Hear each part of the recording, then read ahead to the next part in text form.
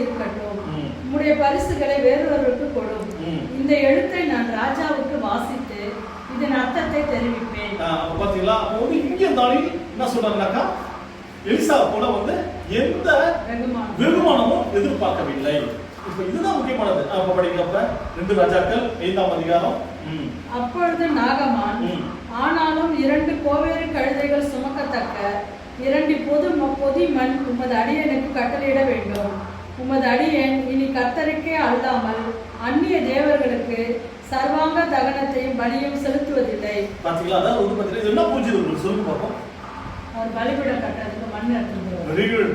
பாத்தீங்களா? அதாவது பாத்தீங்கன்னா அந்த சீரியா தேசத்து மண்ணை கூட அவர் எடுக்காம என்ன பண்றாருனாக்கா, எங்க இருந்து சமாரியா, அதாவது இஸ்ரவேல்ல இருந்து மண்ணை எடுத்துட்டு போய் நான் தேவனுடைய பலிபீடத்தை கட்டி அதுக்கு பலி செலுத்த பண்றாரு. இதுதான் ரட்சிப்பு, இதுதான் உண்மையான ரட்சிப்பு. ரட்சிக்கப்பட்ட